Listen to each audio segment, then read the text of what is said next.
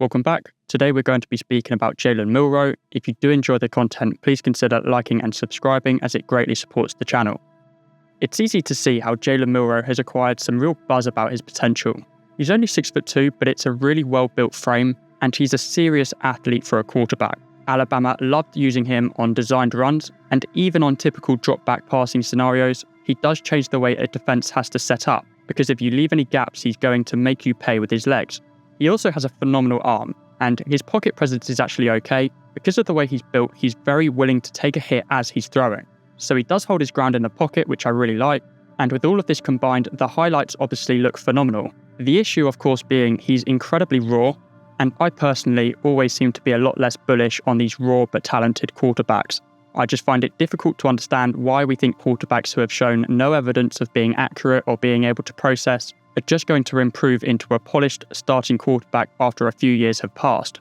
I think it just goes back to the very top-end quarterbacks we have in Josh Allen and Patrick Mahomes, who are seen as raw but talented prospects. But I can assure you they weren't missing throws the way that Milroe misses throws on such a consistent basis.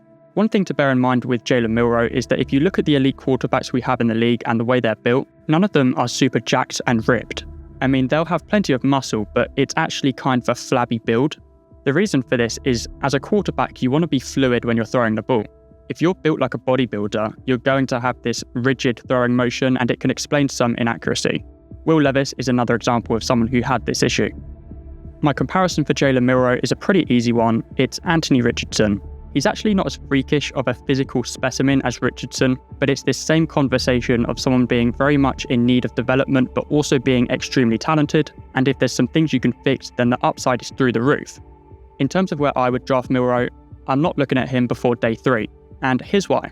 The franchises that win are the ones who find good players who are going to help the team in the mid-rounds. You look at the Chiefs, they pick at the end of the first round every year, but then they go and get Nick Bolton in the 4th, a key part of their defense, Trey Smith in the 6th round, a vital part of their offensive line, Isaiah Pacheco in the 7th round, one of the best running backs in the league when healthy.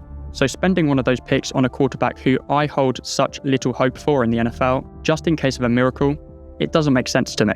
So honestly, if I was the GM, I don't think I would draft him even on day 3, but I know that's not everyone's philosophy, so I think he'll make it past the first round, then probably round 3 or 4 he gets picked up. I will say by far the most interesting potential landing spot is the Pittsburgh Steelers.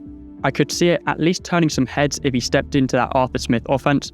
Arthur Smith wants to run the ball and throw deep, so the processing is simple, and Milroe's got a serious arm. Then you consider the quarterback-designed runs that Russell Wilson and especially Justin Fields has benefited from.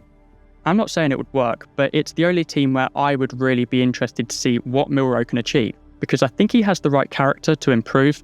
It's just that there's too much to improve for me. The other teams that would be interesting are the Browns and the Rams, but again, personally, I wouldn't do it.